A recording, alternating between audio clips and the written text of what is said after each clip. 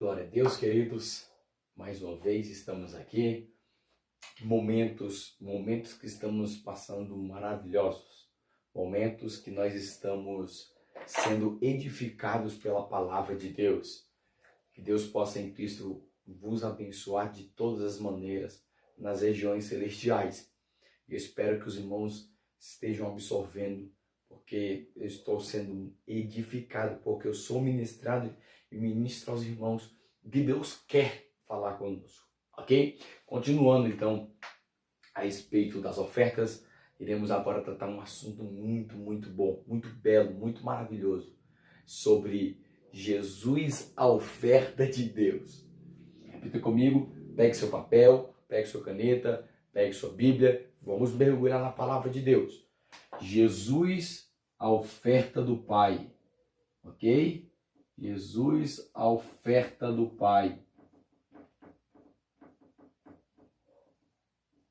Glória a Deus. Glória a Deus. Jesus, a oferta do Pai.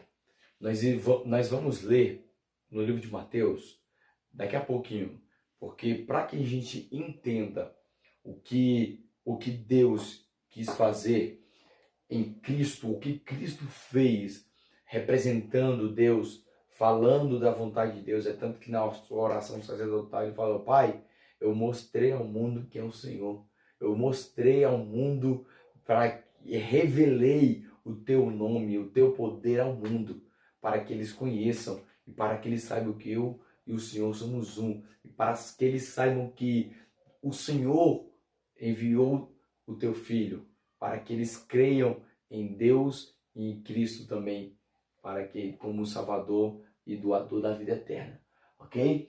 Então Jesus é a oferta do Pai, mas que para que nós entendamos,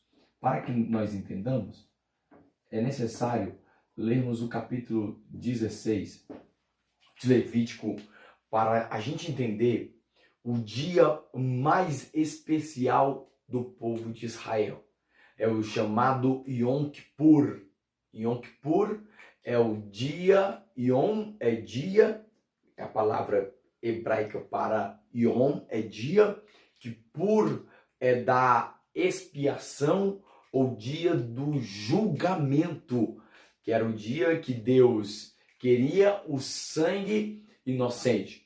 Mas depois você leia, para que nós sejamos breves, para que o conteúdo fique bem fixado, para que os irmãos estudem também, leiam, mas eu vou apenas resumir para ficar muito mais incisivo, e quando você lê, você vai ter um entendimento muito maior.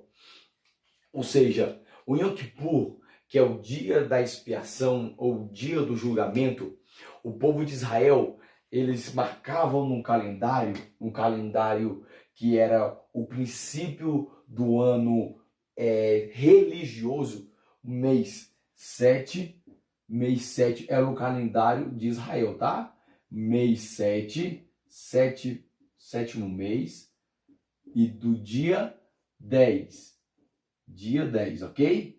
Era o dia da expiação, no décimo dia do mês 7 de Israel, do calendário judaico, não do nosso calendário gregoriano. O calendário judaico é um calendário que é lunar. Eles trabalham com o tempo de lua. É tanto que os dias e os meses e o ano deles, o ano do povo de Israel, é menor que no que se diz respeito comparação ao nosso, ok? Não são o mês não são 31 dias, e o ano também não é de 365 dias, como o nosso calendário, que é o calendário solar. O deles é o calendário lunar, ok? Depois pesquise. O dia 10 do mês 7. O dia 10 do mês 7, queridos, é um dia crucial, é um dia importantíssimo, é um dia no qual apenas o sumo sacerdote trabalhava. Deus falou: nesse dia eu não quero que ninguém trabalhe. Nesse dia, eu não quero que ninguém faça nada. Apenas o sumo sacerdote será o homem que trabalhará, que irá fazer toda a expiação da casa de Israel. Enquanto isso, Deus, o restante do povo faria? O povo ficaria do lado de fora do tabernáculo, de fora mesmo, nem no átrio, na frente do átrio, fora do tabernáculo, esperando o sumo sacerdote terminar o seu trabalho completo para que ele declarasse que Deus tinha perdoado o seu povo. Eles ficavam no pano de saco, no jejum, para que Deus viesse receber o seu pedido de perdão, vamos por assim dizer, ok? Eles deveriam pedir perdão a Deus no seu pano de saco, cinza na cabeça, orando, clamando, e o sumo sacerdote trabalhando. Parece alguma coisa? É algo similar com Jesus? Jesus fez o trabalho todo sacerdotal. Jesus fez o trabalho sacerdotal no que se diz respeito à sua manifestação sacrificial, no que se diz respeito ao sacerdócio e o sacrifício. Ao mesmo tempo que Jesus ele era sacerdote, ele também era a oferta de Deus. Ao mesmo tempo que Jesus era o sacrificador, ele também era a ovelha que foi para o matador. Ok? Logo, Jesus fez o trabalho, tipologicamente, o sumo sacerdote fazia o trabalho só. Como o livro dos Hebreus fala, que Jesus, o nosso sumo sacerdote por excelência, fez o trabalho, fez todo o trabalho que nós deveríamos ou que nós não conseguiríamos fazer. Só que o trabalho de Jesus não foi terreno, o trabalho de Jesus foi nas regiões celestiais. Outra hora nós iremos explicar, ver nos textos bíblicos, porque Jesus, quando ele morreu, ele teve todo um trabalho. Morreu não, quando ele entregou o seu espírito a Deus, a sua alma sai do seu corpo, ele tem todo um trabalho para com Deus e ele tem um trabalho a realizar para Deus. E tudo isso acontece no mundo celestial. E a Bíblia é o único livro no mundo que fala disso. Diga-se de passagem, ok? É o único livro na Terra que fala que Jesus trabalhou como ele trabalhou. Mas outra hora a gente vê, porque os filmes de Mel Gibson, os filmes de Hollywood só mostram Jesus apanhando, mas não mostra Jesus batendo, não mostra Jesus trabalhando de verdade como que era o trabalho sacerdotal que ele fez, ok? Então, no livro de Levítico, capítulo 16, o povo de Israel estaria de frente ao tabernáculo, o tabernáculo de Deus, para fazer o dia do Yom Kippur, dia 10 do mês 7. Dia 10 do mês 7 era o trabalho, aqui é o tabernáculo, ok? Aqui é o tabernáculo de Deus. Aqui é o tabernáculo de Deus. Aqui é o tabernáculo de Deus. Aqui é o tabernáculo de Deus. Aqui é o tabernáculo de Deus. Bendito é o nome do Senhor. Aqui, nessa parte, nesse quadrante maior, nós denominamos, ou é chamado de átrio. Átrio. Todo esse lugar aqui é o átrio. Aqui tinha uma porta, aqui tinha outra porta. Ok? Aqui, nessa porta aqui, era a porta que tinha 5 colunas. E aqui tinha 4 colunas. Aqui outra porta com 4 colunas, ok? 1, 2, 3, 4. 4 colunas. E aqui tinha 1, 2, 3, 4, 5. 5 colunas na porta, nessa porta aqui. Bendito é o nome do Senhor. Aqui denominamos de lugar santíssimo.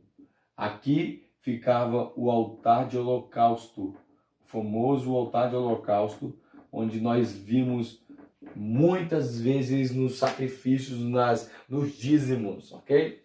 Aqui também está a bacia de bronze, onde os sacerdotes lavavam antes de entrar no lugar santo. Eles entravam, lavavam suas mãos, lavavam seus pés.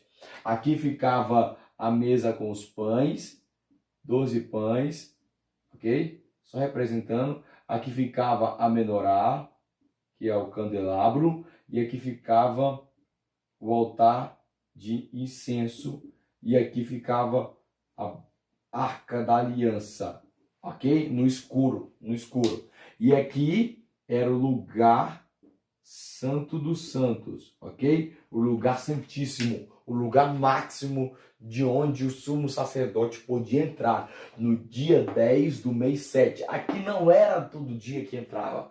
Ali, no lugar santíssimo, o santo dos santos, era só as pessoas ou o sumo sacerdote uma vez por ano, não sem sangue. E como o sumo sacerdote entrava? Detalhe, nesse dia, dia 10 do mês 7 do Yom Kippur, o povo ficava do lado de fora. O povo, aqui ficava o povo, ok? Aqui ficava o povo, no seu pano de saco, no seu jejum, na sua oração, na sua devoção, o dia todo, esperando, orando para Deus, para que Deus venha se perdoar. Era o dia mais esperado e mais temido de todos os dias do ano, o povo de Deus. Era o dia mais temível, porque se Deus não perdoasse, já era. Até perdoar, até achar um pecador, teria que ir profundo para Deus perdoar de fato o povo de Israel. Logo, o sumo sacerdote pegava 3 animais. Quantos animais? Repita comigo, 3. Ele pegava um novilho e 2 bodes.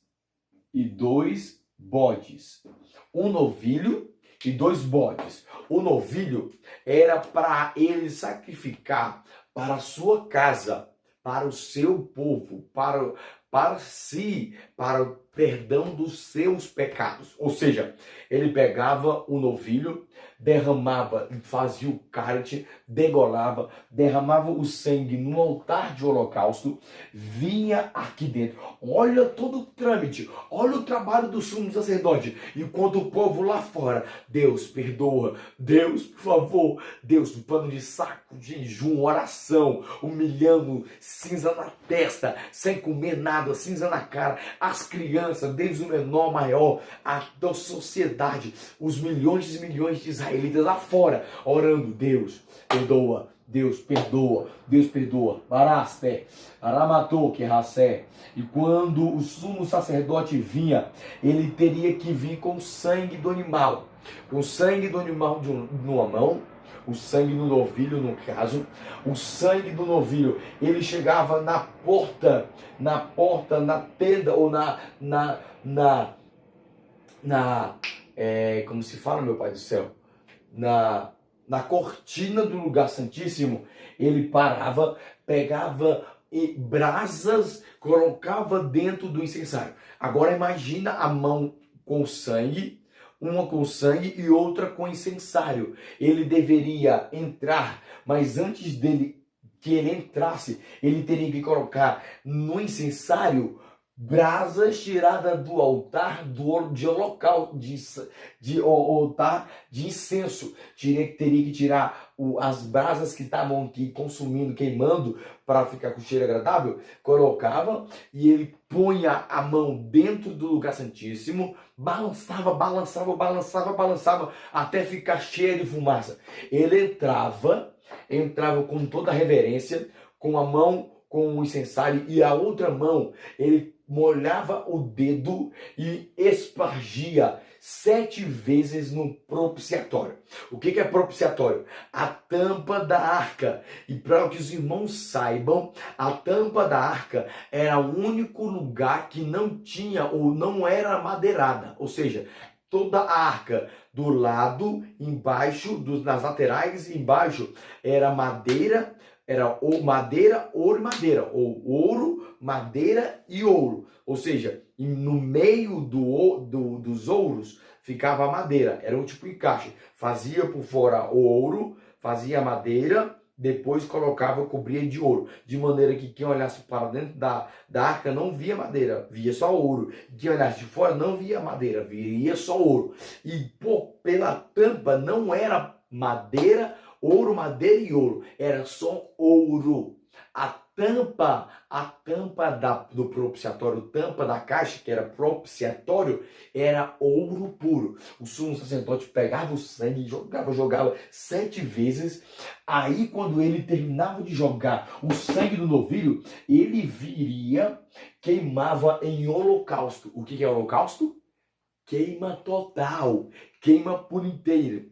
Ele pegava o sangue do animal, derramava nos 4 chifres. Primeiro, ele colocava e passava nos 4 chifres do altar de holocausto e derramava o sangue dentro do altar de holocausto e deixava o animal sapecando. Deixava o animal. Depois que ele fazia isso tudo, esse trabalho todo, era apenas um novilho para perdão dos seus pecados e da sua família. Logo, o pecado do povo era depois. O pecado do povo era logo após os novilhos. Tinham 2 bodes. Quantos bodes? 2. Um era o bode emissário e o outro era o bode expiatório. Repita comigo: bode emissário e bode expiatório. O bode expiatório era o bode no qual o sumo sacerdote punha as mãos sobre ele em forma de transferência, pegava o bode expiatório, sacrificava no altar, pegava o sangue do altar, fazia a mesma coisa, o mesmo trabalho. Pegava o sangue do animal, passava pelo lugar santo, pegava um incensário, colocava brasas no incensário com incenso, balançava, jogava o sangue no pé do altar, no pé da Arca da Aliança e no propiciatório como um perdão dos pecados e para a purificação dos pecados, para purificar tanto o tabernáculo onde Deus estava habitando, como para perdão dos pecados. Então, o sangue do bode expiatório servia para 2 coisas. Escreva aí. O sangue do bode servia para 2 coisas. Quantas coisas? 2 coisas. O primeiro era para santificar o local, para perdão dos pecados das pessoas que tinham levado o pecado para o tabernáculo. A segunda coisa que o sangue do bode fazia era para perdão, remissão do pecado do povo. Ok? Isso era o sangue do animal, do bode expiatório. Quando ele terminava de jogar 7 vezes no propiciatório da Arca da Aliança, ele voltava, ungia os chifres, as 4 pontas do chifre do altar de holocausto, derramava o sangue novamente lá dentro do altar de holocausto e deixava o animal como forma de holocausto. Já o outro bode que ficou, porque são 2 bodes, bode emissário e bode expiatório. Falamos primeiro do bode expiatório, no qual ele foi morto pelo povo e para o tabernáculo, para o templo.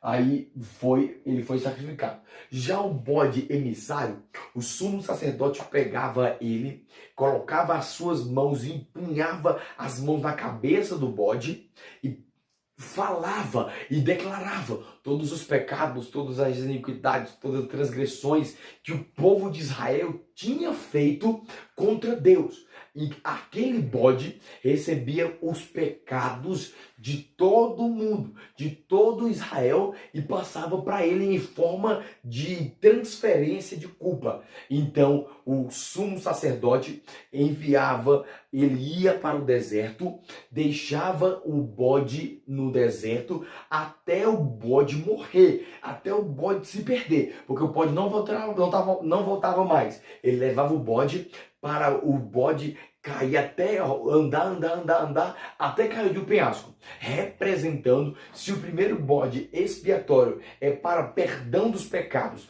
do povo, da remissão e para perdoar o pecado do povo no tabernáculo, o bode emissário é para tipologicamente representar que os pecados foram levados para longe e não serão lembrados. É o famoso bode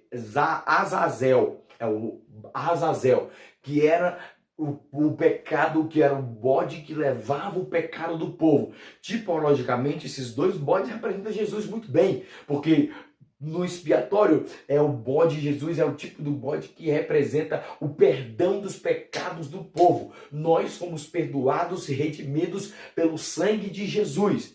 Como o bode emissário, Jesus representa aquele que tira o pecado e leva para longe. Os nossos pecados não serão recordados, não serão jogados à tona, não serão jogados na nossa face. Ou seja, Jesus representa também esses dois bodes, um perdoando os pecados e outro que leva os nossos pecados. Mas pastor, não está escrito que ele é Cordeiro de Deus que tira o pecado do mundo? Sim, ele é o Cordeiro de Deus. Ele é o Cordeiro que foi levado para Deus, como ofertas de Deus, porque a oferta quem foi que deu foi Deus. Se a oferta foi Deus quem deu, ele mesmo tem que receber a oferta que ele deu, porque a oferta sempre volta nas mãos daquele que dá. Ou seja, o bode, Jesus como tipo de bode, representa que leva os nossos pecados. Como o Cordeiro de Deus, Jesus é o preço que é pago sobre a terra e sobre a humanidade. Ok? Quantos conseguem entender? Quantos conseguem entender? Porque o sumo sacerdote é o único que trabalhava, foi o único que trabalhou nesse dia. Foi o único que trabalhou nesse dia aqui, no caso do dia 7, no dia 10 do mês 7. Abra sua Bíblia, por favor. Abra sua Bíblia, por favor. Eu estou sentindo muito forte a presença de Jesus. Mateus capítulo 26. Mateus capítulo 26, versículo 30 e 36. Eu fiz esse arrodeio todo. Eu fiz todo esse aparato para que você entenda isso aqui que nós iremos ler agora. Jesus, a oferta do Pai. Versículo 36. Versículo 36. Jesus então chegou juntamente com eles. Eles quem? Com os discípulos, a um lugar chamado Getsemane. E disse aos discípulos: sentai-vos aqui enquanto eu vou ali orar. Marque essa palavra. Sentai-vos aqui enquanto eu vou orar. Só para contextualizar, Jesus acaba de instaurar a ceia, acaba de estabelecer a ceia do Senhor, e ele sai do local do cenáculo para ir costumeiramente ao Getsemane, ao lugar de oração. Judas já tinha saído há muito tempo, só estava Jesus e os 11 discípulos. Jesus disse: sentai-vos aqui enquanto eu vou ali orar. Versículo 37. E tomando consigo Pedro e os dois filhos de Zebedeu. Pedro e os dois filhos de Zebedeu, ou seja, 1 mais 2, 3. Ou seja, Pedro, Tiago e João. Ou seja, uma conta rápida, ficou Jesus foi para Getsemane, 11 e Jesus. Jesus falou: sentai-vos aqui enquanto eu vou ali orar. Mas só que enquanto eu vou ali orar, Jesus falou: venha comigo Pedro, Tiago e João. Ou seja, ficaram 8 sentados e 3 foram com Jesus. Acompanhe comigo.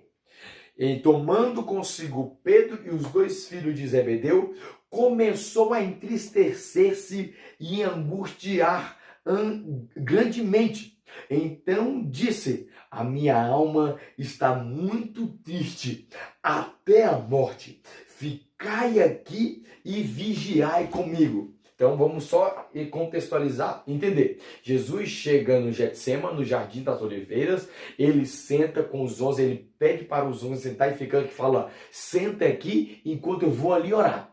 Ele pede para que sentem e depois ele fala: venham comigo Pedro, Tiago e João. Ficam 8 sentados e vem 3 com Jesus. Pedro, Tiago e João. Jesus naquele lugar começou a entristecer e angustiou-se muito. E disse: a minha alma está triste até a morte. Ficai aqui comigo. Vigiai comigo. Aí Jesus, versículo 39. E adiantando-se um pouco mais, prostrou-se com o rosto em terra. Ou seja, Jesus deixou 8 mais para trás, depois ele trouxe 3. Ele falou: minha alma está angustiada. Fica aqui comigo. Eu estou angustiado até a morte. A minha alma está angustiada até a morte. Vigiai comigo. Fica aqui. Aí Jesus falou, eu vou mais um pouco ali orar. Ou seja, Jesus deixou um montinho de 8 ali, um montinho de 3 aqui e foi ali orar. Quem está aí? Quem está entendendo? Então Jesus deixou um pouco ali, deixou 8 lá, deixou 3 aqui e foi sair para orar. Versículo 39. E adiantando-se um pouco mais, prostrou-se com o rosto em terra e orando disse, meu pai, se é possível, passa de mim esse cálice, mas que não seja como eu quero, senão como tu queres. E voltando aos seus discípulos, encontrou-os dormindo. Então disse a Pedro, não pudestes vigiar comigo nem sequer uma hora? Vigiai e orai. 41. Para que não entreis em tentação. O espírito, na verdade, está pronto, mas a carne é débil. Retirando-se pela segunda vez, orou e disse, Pai, meu Pai, se este cálice não pode passar de mim, sem que eu beba, faça conforme a tua vontade. Versículo 43. E voltando novamente, achou dormindo, porque os seus olhos estavam carregados de sono. E deixando-os ali novamente, foi orar pela terceira vez, dizendo as mesmas palavras. Então voltou aos discípulos e disse, agora já podeis dormir e descansar. Eis que a hora é chegada e o Filho do Homem será entregue nas mãos dos pecadores. Em outras traduções para que a gente entenda, Jesus estava montando um cenário profético. Jesus monta um cenário profético. Que cenário é esse? Simples. Quando Jesus chegou no Monte das Oliveiras, deixou 8 discípulos no átrio. 8 discípulos. E falou, Pedro, Tiago e João, vem comigo. Quando ele falou, vem comigo, ele estava levando para o lugar santo Pedro, Tiago e João, PTG. Pedro, Tiago e João, 3 discípulos. Ou seja, no átrio ficaram 8, no lugar santo ficaram 3. Só Jesus chegou e a sua alma estava tão angustiada que ele começou no lugar santíssimo derramar o quê? Gotas de sangue. E o que eu disse que o sumo sacerdote fazia, irmãos? O que o sumo sacerdote fazia no lugar santíssimo? Derramava sangue. Jesus, no Jardim das Oliveiras, ele derramou o seu sangue. Ele já estava fazendo o seu sacrifício, porque o sacrifício da cruz não foi apenas na cruz, o sacrifício na cruz foi um reflexo do que ele fez no Getsemane. Ou seja, não se pode ir para a cruz. Resumindo e aplicando a palavra, você nunca conseguirá ir na cruz se você não conseguir passar no Getsemane. Você nunca conseguirá ir para a cruz se você não conseguir passar pelo Getsemane. Vença o Getsemane. Deixe 8 discípulos no átrio. Chame 3 para o lugar santíssimo, Pedro, Tiago e João, mas na hora de entregar o sangue, faça como o sumo sacerdote no dia 10 do mês 7, derrame o sangue. Jesus derramou sangue lá no Getsemane, obedecendo ao Pai, porque quando foi no sacrifício, quando foi para a cruz, ele derramou a sua vida inteira. Jesus derramou algumas gotas no Getsemane, representando e falando, Pai, eu vou derramar minha vida na cruz. No Getsemane, eu estou preparado, eu passei, então eu vou para a cruz. Passe no Getsemane, Passe no Getsemane. Jesus passou no Getsemane e foi para a cruz para sentar na destra do Pai. Você passa no Getsemane, vai para a cruz, porque a Nova Jerusalém está nos esperando. Você é provado em coisas pequenas, para quando chegar nas coisas grandes você tira de letra e Deus fala: você está aprovado, meu filho, você está aprovado. Jesus é a oferta do Pai. Deus em Cristo te abençoe. Deus em Cristo faça resplandecer o rosto sobre ti, em nome de Jesus.